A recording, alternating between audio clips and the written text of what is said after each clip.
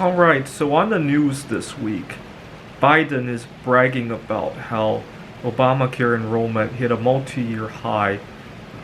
Obamacare changes were part of Biden's Build Back Better programs, and it looks like he might bring back the tax penalty for being underinsured, among other things.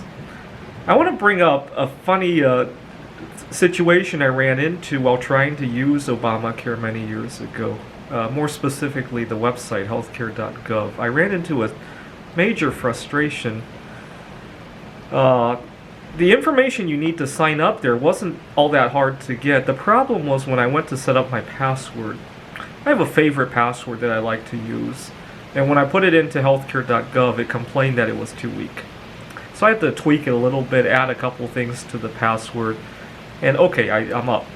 And now the thing about healthcare.gov is it's not something you log into every day, right? It's not your email, it's not your work, and especially somebody like me, right? This is my healthcare, right? And so it's very rarely do I ever think about healthcare.gov, right? And so by the time I want to go log in again, sure enough, I forget all the tweaks to my password. I put in my normal password, and it's the wrong password. And I click forget my password. Now the funny thing is that they have secret questions for you to answer, but a lot of times I can't remember what I gave for the answers because the questions really didn't apply all that much to me, right?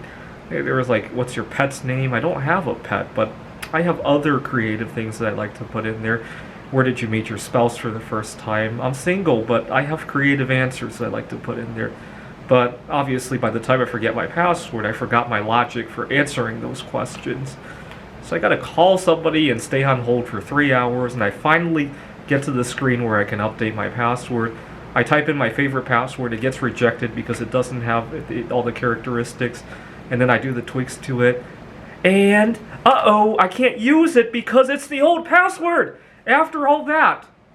And so now I got to do something else for the password. I sign in there, and at least I get to finish my taxes or whatever the situation is, right? Or maybe I need to get some medical care or something like that, or it's needed for some kind of application, right? They need to see my health care. Okay, I get that done with, and I try to forget that I spent the whole day on the phone trying to figure this out.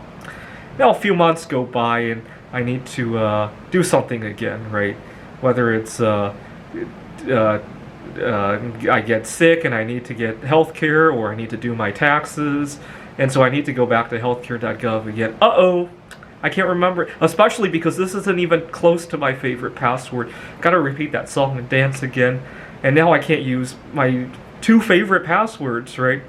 And so you repeat that enough times, and I really got the feeling, see, when I stopped to think about it, Obama's always bragging about how many people he wants to actually get health care, right? If the goal is to get as many people to get health care as possible, why do you care if somebody uses somebody else's name to go to the hospital, right? That should be good, right? As long as they get health care, right? I think there's an ulterior reason for all this password crap, right? They want to prevent people from signing up, so then they can claim that even though we tried to serve everybody, we only had to spend this much money, right?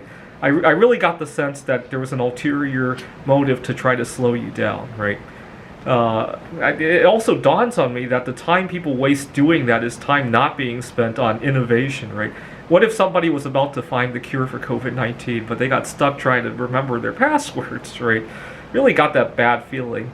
I also got the feeling that it made things less secure, because what are people going to do when they run into this frustration too many times? Or they're going to start writing down their passwords, right? And I teach information security, and this really strikes me as unintended consequences of the passwords, right? Anyway, what's the biggest frustration you've run into with Obamacare so far? Leave a comment.